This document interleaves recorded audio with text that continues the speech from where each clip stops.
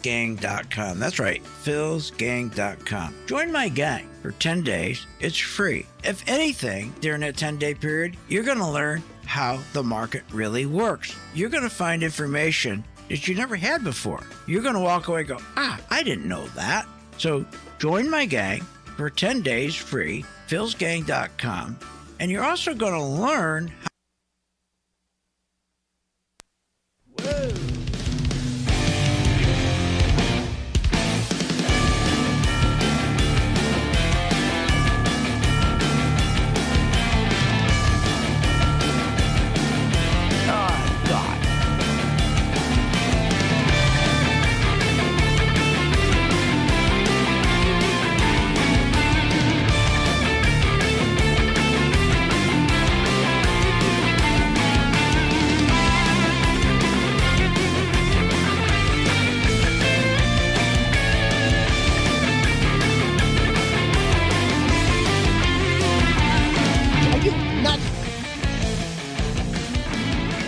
Now, here's Phil.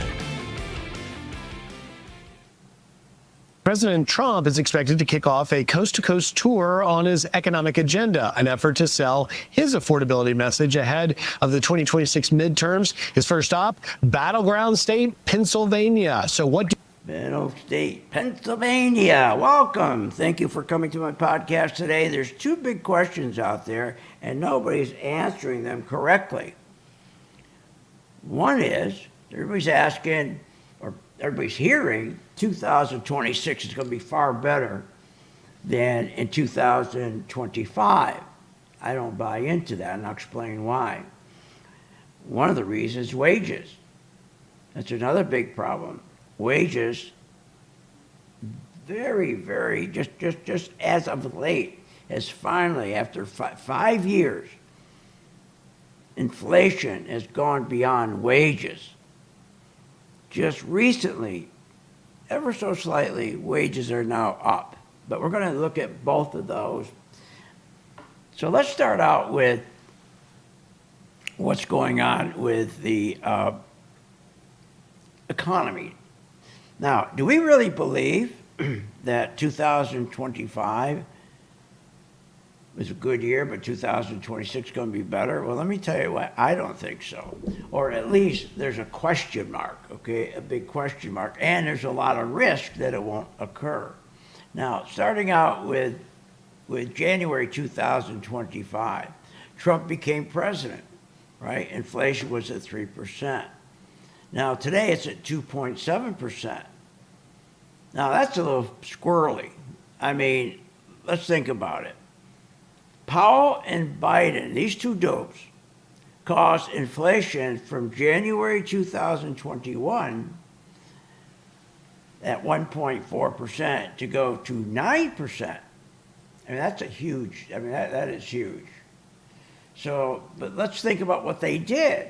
Now remember, we just gone from 3% to 2.7. Everybody's looking at it as a huge victory. But again, the bottom line, Powell and Biden, these two dopes caused inflation to go January 2021, okay, 1.4% to 9% in 2022. That's huge. I mean, you talk about spending going wild. I mean, that's what destroys wages. It's inflation. And you, from all this kind of spending, you get all kinds of inflation, because the spending comes from the government printing treasuries, printing money. So, not treasuries, printing money, sorry. So it's a massive amount of money that's being printed. So here we have January 2021, 1.4% inflation. 2022, it's now 9%. Insane, right? Just totally insane, 9%. Now, Powell and Biden drove inflation down from 9% in 2022 to 3% at the end of January 2025. That's quite a task. Now, Trump becomes president 2025, and think about this. He drove inflation down from 3% to 2.7%. And we just got that number last week. And that's kind of a coincidence, right? The year's almost over, and all of a sudden 2.7%. But think of how much it took to drop inflation from 9% to 3%. Now, understandably, Trump has only been in office, for God's sakes, for a year, not even a year yet. So he's done a great job from 3% to 2.7%. We got to see now how inflation is going to drop over the next few years. Now, as a result of these wages, and wages, this whole argument that wages are getting better, I'm not buying into that. They're not getting better. So now today, they're just barely, let me give you some numbers. Wage growth went from 3.5 to 4% year over year. That same time period, inflation went from 2.5% to 3%. So for now, yes, it just occurred, just last week. And again, I'm suspect of those numbers. But now, the average worker's paycheck is growing just a little faster than prices. However, the lower income worker is really getting screwed. 24% of our workforce makes $25,000 a year. That's a lot. I mean, think about 24%. That's a huge number, making just 25 grand a year. That's insane, isn't it? So they are the ones who are getting screwed. They're feeling the pressure with rent, food, insurance, and healthcare. I don't know how he's going to fix that, because things are going to get worse. And here's why I think so. Because QE hurts wages, hurts the economy. Because QE is, they print money to buy treasuries, long-term treasuries, to bring the yields down, to push those yields down in hopes that will increase productivity. But our money never goes into business investment to increase productivity, very, very seldom. It always goes into stock buybacks. But as I said before, that's stopped now, because when interest rates were at zero and the CEOs borrowed all the money they wanted, 14 trillion, near zero or a little bit above 1%, they were having a field day. They weren't using any of that money for, increasing, business investment, increasing productivity. Why do that? They took the money and did stock buybacks. So now we got a situation where December 10th, Powell comes back and announces, okay, 25 basis point cut. Here we go again. And this $40 billion in T-bill purchases. Now, the point is, he's saying, well, that's not QE. Technically, it's not. But realistically, it is.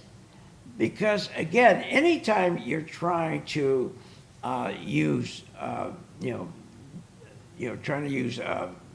printing money and buying treasuries, whether they're short-term, long-term, doesn't matter, it's QE. So he also announced a $40 billion a month purchase in treasuries, like I just said, regardless that they're long-term or T-bill. It doesn't matter. It's the printing of that money to buy the T-bills or to buy the 10-year is forcing up inflation again, 2026. And it hurts wages. I don't see how wages are going to get any better. And remember, when they say right now wages are just barely a little better, that's going to get wiped out. Wages are going to get worse. Now, the lower rates, these yields, okay? So if you take the 10-year Treasury, it stimulates our economy. It stimulates our stock market. Because the minute that you hear, oh, he's buying long-term treasuries, if he was saying he was going to buy long-term treasuries with $40 billion a month, everybody would be going wild buying the stock market, okay? But that's not what's going on. He's buying T-bills. So T-bills, you don't get that same stimulus. T-bills, instead, what you get is more of a maintenance He's trying to maintain the money market funds. He's trying to maintain the reserves. He's trying to maintain what do you call it, the money funds at nine. What's that word called? Can't remember it. Repo. Thank you, repo. So that money, when they buy short-term money, think of it as just kind of tuning up the economy. That's all they're doing. So you don't get a big rally.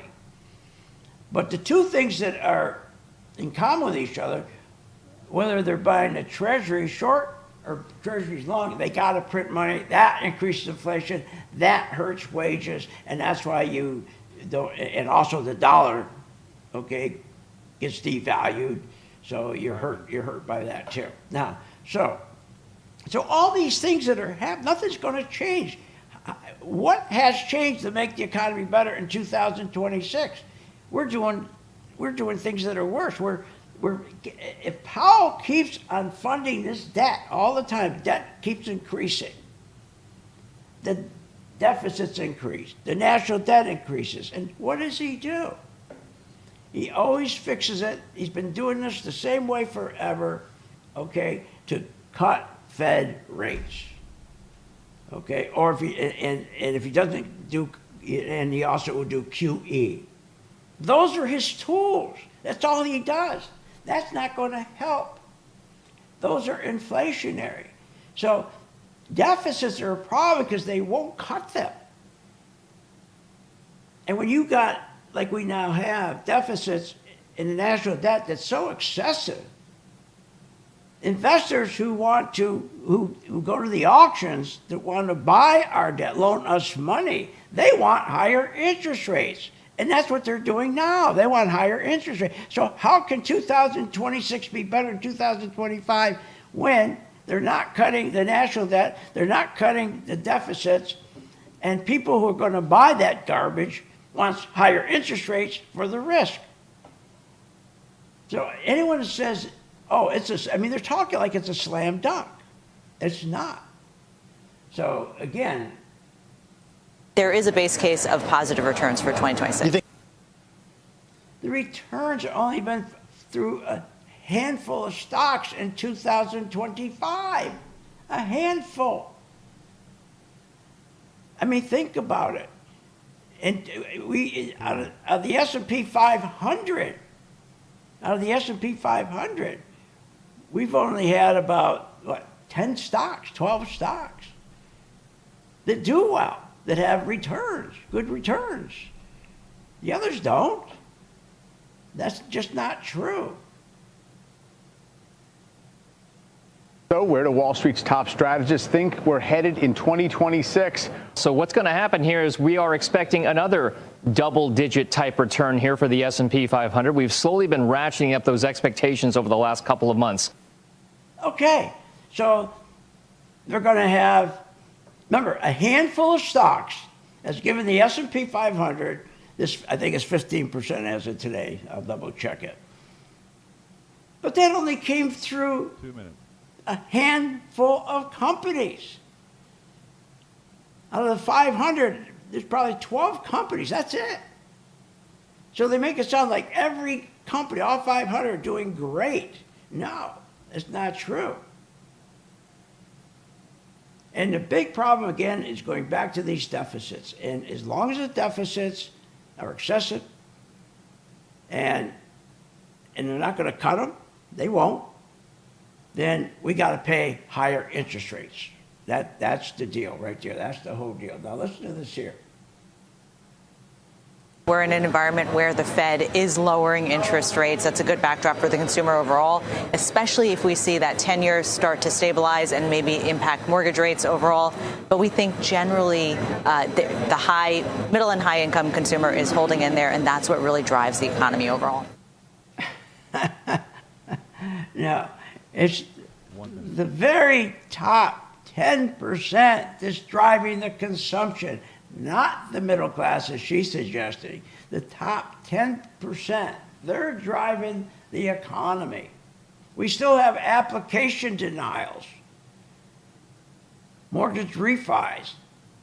46% are being denied. Wages are not keeping up with inflation. They haven't for the last 5 years. Just last week, just a tiny bit, okay, we've had wages just a little bit better than inflation.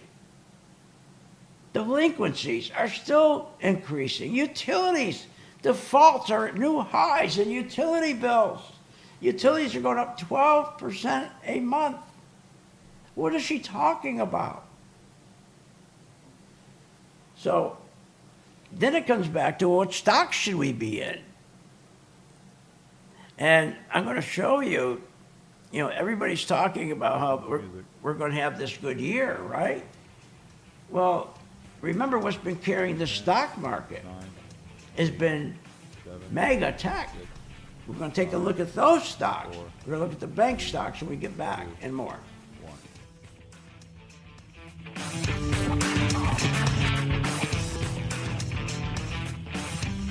Want more information on this show? Go to philsgang.com or give them a call at 877-600-GANG. At St. Jude Children's Research Hospital, we're fighting against childhood cancer every day. At the heart of this battle are our donors. Most of us want to make some type of difference in the lives of others. St. Jude does miraculous work. The fact that no one has to pay, it's a place where everyone is treated as an equal. Everybody is welcome here, and it doesn't matter your religion or what part of the world you're from, all that is taken away. It just gives you some hope. It's just a nice feeling to put your energy into something that really does genuinely make a difference in a child's life. There's just no greater gift. If we have the ability to help, then we have a responsibility to help. Finding cures, saving children. St. Jude Children's Research Hospital. Find out how you can help at stjude.org. When the stock market is volatile, how do you invest intelligently? Hi, I'm Phil Grande at philsgang.com. There's no need for you to be panicking in a market that goes up 800 points one day, 700 points, then it goes down again. All you need is good advice, need good direction. You don't get that from your CNBC and the Fox Business and all these crazy shows. You don't. Here's what you get from them.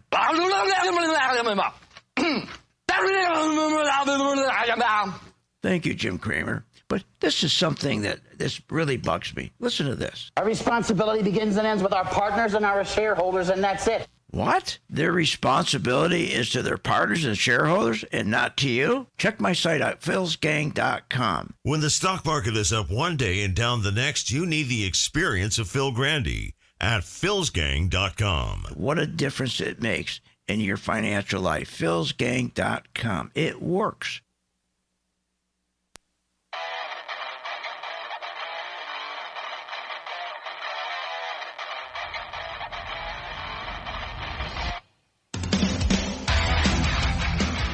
Welcome back. Are you ready to make profits in the stock market? Why not check out philsgang.com or give us a call, 877-600-4264. Now, here's Phil. Consumers have been remarkably resilient throughout the uncertainty that's going on. Resilient? That's not true. The consumer is still resilient? Okay, but where? Only at the top of the income ladder. That's where the resilient is. The top 10, 20%. That's it.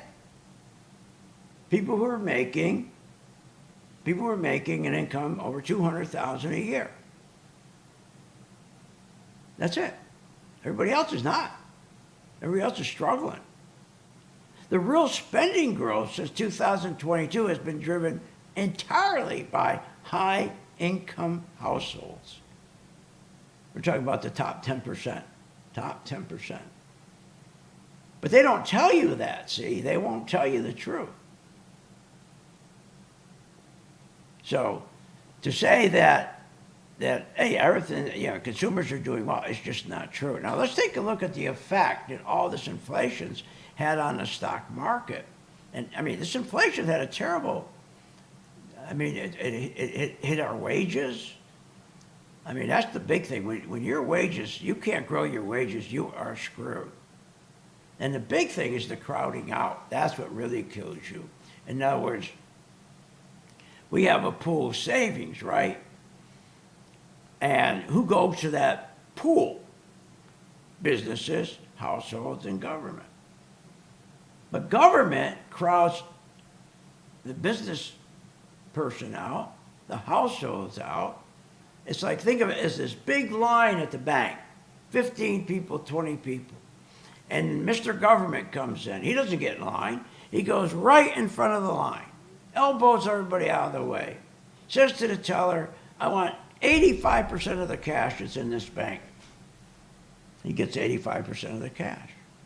So now the pool is down to a dribble. Now the businessman who wants to add to his restaurant, let's say, or a house, somebody wants to add on to their house or whatever, they don't have the money. They've been crowded out. This kills wages again. Everything's driven by wages. Everything's driven by banks. Wages, banks, wages, banks. And when they got to be propped up, which they are, how can they say they're going to have a better 2026? Now, the only reason we don't care if it's 2026 better or not, because we do a great job not only buying stocks, I'm going to show them to you now, but also selling stocks short. If you keep listening to these jibber jabbers telling you how everything's just so great and how they're holding on, really? We're in an environment where the Fed is lowering interest rates. That's a good backdrop for the consumer overall, especially if we see that 10-year start to stabilize and maybe impact mortgage rates overall. But we think generally... Wait a minute. She doesn't know what she's talking about. He didn't buy 10-year Treasury yields. What's she talking about? You need the 10-year Treasury yield to come down to help the consumer, to buy an automobile, to buy a home. Credit card, have interest rates come on the credit cards come down. Small business on Main Street, to have those interest rates come down. They're not coming down. Where's she getting? They're coming down. No way are they coming down. Look, the Fed if things were so good, why is the Fed doing another cut on December 10th? Why is he doing another QE, but with T-bills? Why is he doing that? Because he's propping up the bank. Remember, the government has $16 trillion per day in expenses it has to meet. It has to meet Social Security, Medicare, Medicaid, SNAP, which is food, federal employees, their payroll, all these different programs. We don't have that 16 trillion a day. We're always short because our tax revenue is shorter than what we spend. So the government goes out and sells T-bills to the money market funds so they can get cash. Without the money market fund, and the reason why Powell is doing this with the short-term rate, why he's not going after the 10-year treasuries to bring down the yield, well, there's two reasons. One, he doesn't want to get in trouble with the folks because the folks will say, oh, here you go again, another QE. You're buying 10-year treasuries to bring the yields down so we can get that stock market go straight up. And the only people that are making money are the top 10%. See, so he doesn't dare do that. He doesn't want that kind of criticism. So he goes through the back door, and you got the government selling T-bills. You got corporations selling their commercial paper to stay alive. Banks are selling CDs all over the place. And the CDs they have, they're dumping them, selling them. And bank reserves. Nothing props them up but like T-bills do. So we have this tremendous crowding out. The government's become a pig. They're gorging themselves as if they were if a 250-pound person was at a buffet. They're just gorging themselves, leaving nothing for businesses or consumers. And by the way, when they tell you the consumers are really doing good, then why is the consumer sentiment dropped from 53.6% to 51%? Why has consumer confidence dropped 5%? That's the lowest since July 2024. Utilities on a new high, going up 12% a month. I already told you about the application denials. Wages are not keeping up. I already told you about the wages. They're not keeping up at all. Just the last few days. Just the last few days, they had this new report, but I don't believe that report. We still have record job losses, no matter what they say. Just came out, 1.1 million. Delinquencies, 30-year high on delinquencies. Mortgage delinquencies, car payments, credit card. I mean, and we've never seen so many people just pay minimum on their credit card. It's historic. So what have we been doing? Well, we have the skills to go long, we have the skills to go short. Now, what we have done, let me show you. You gotta follow the money. Don't listen to this BS. That's what we do. We bought Citigroup. Look at Citigroup right here. Look how nice Citigroup went up on our Pro 2 color-coded chart. Look at that. We caught it in a perfect spot. And look at that. We got another big gain today. Look at that. Citi's been one of our biggest performers. But then you got the FOMOs, and you also got the tourist traders going after NVIDIA. Look at this. They're buying NVIDIA. You know, I told my gang members, you want to make money right before Christmas, about 4 or 5 trading days before Christmas, just buy the SPY. I do that every year, I told them. Let's do it every year. I'm sorry, we've been doing it every year, the spiders. I've been telling them this now for, 25 years, my members. Because look at this. Starting in December 17th, it went up. The low was 669, and the high was today 685. The high about 685 where we are today. So that's 1, 2, 3, 4. We got one more day tomorrow. Okay, then a half day. But this is where you make money because the volume is so low you can't short anything till everybody gets back. So that's why stocks always go up between, between Christmas, just before New Year's, Thanksgiving. You always can make money going into the spiders. But anyways, let's just compare Citigroup. Now, the tourists and everybody, the tourists, FOMOs, are going right back to NVIDIA. Why? Because they see it on the bottom here, and they think, oh, God, I could buy it on the bottom here. I'm going to get it cheap. I'm going to get in at $170. Get me in. But wait a minute. It's fun. It's in a downtrend, too. On our color-coded chart, which is our own charts, it went from green to red, telling you there's more money going out than in. And so, but you got people buying NVIDIA. But we're in Citigroup instead. Look at the difference. Now take Bank of America. Look how well Bank of America's doing. Doing very well. Look at the trend, nice uptrend.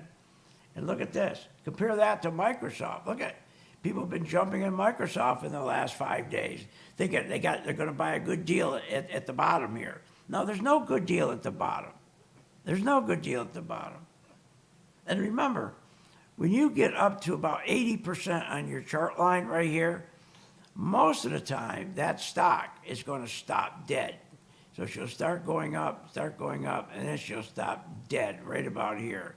And that's when this line, red line, shoots up and stops just right that white dotted line right there. So my point is, everyone's thinking they're getting all these bargains, that tech's going to go up. No, it's not. Tech's not going to go up.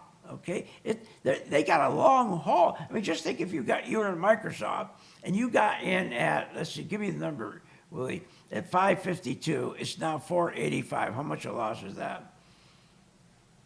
12. A 12% loss, and they didn't short it. If you're in a 401k, you didn't short it. You can't. You're not allowed to. There's a way to do it. We'll tell you, but. Now let's take another bank, JP Morgan we're in. This is one of our other banks. Just starting to break out. Look at this. Just starting to break out. Good stock. Relative strength. When the other stocks are going down, the trend is up. You always add to an uptrend, never add to a downtrend. Now look at this. Look at Oracle. And all the way down this trend, we've been shorting. See, this is our short signal here when it turned from green to red. See it? And this is called the sweet spot right here. And we made, I mean, what a terrific short this was. It turned red for us. It had a beautiful trend line. And what are most of the people doing? Buying on the dip. Buying on the dip. And every time they buy on a dip, it goes up a little bit and then it goes lower. Goes up a little bit, goes lower. Never buy on that trend. Downtrend. They tell you to buy on that downtrend. If you look up, it'll say 3 strong buys, 2 strong buys. You got to scratch your head and say, how could there be strong buys when this thing has dropped from $316 down to $198? How could it be a strong buy? Well, I explained before. They do that on purpose so that the 5 biggest brokerage houses, the 5 biggest bankers, okay, so they can get their institutional clients out. By putting buy signals all the way out, taking parking space in your head where you believe you're doing the right thing when the stock's going down in a downtrend, you add to your position, or you cost average down. They do that to suck you in because you end up holding up the stock market for maybe a month or 6 weeks while the stock's collapsing. But you don't realize that. You just think, well, they got buy signals all the way down here. I should be all right. Then right at the bottom, when the stock is going from, let's say, $300 down to $50, right at the bottom, they'll finally switch to a sell signal. What? Yeah. Why? Because they want to make sure the big banks, Goldman Sachs, Morgan Stanley, JP Morgan, who represent the steel workers, who represent the police all over the United States, all the unions, they want to make sure everybody's out. So when they bring the money in, invest it again, there's no sellers. And then they keep it on sell while it keeps going up, up, up, up. Then it'll finally change to a buy and then start the whole shenanigans over. So never, never cost average down. Never. And never buy on dips in a downtrend. And our color-coded chart prevents you from doing that, because the one thing about our color-coded chart, it will always tell you if money is going into your stock or coming out. Now look at this.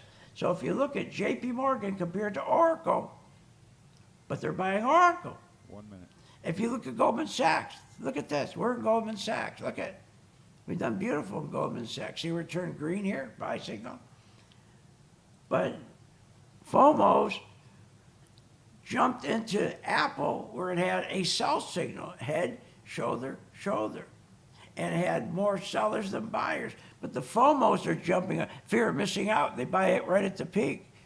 Now what we're going to do is sell this short. The minute it turns red, we get a red signal, drops below our moving average, and our stochastic line right here, our sell line right here, the red line, when that hits 80%, this is triggered to turn red. And then that's when we'll start shorting it. You got to know how to short. Shorting is just as easy as going long. It's just in reverse. But for people, the reason 93% of people don't make money in the stock market is they don't know how to sell short. What are you going to do if the market does collapse, whether it's 2026, 2027, 2028? Got to know how to sell short. Phil's Gang. Thank you for joining me today. philsgang.com.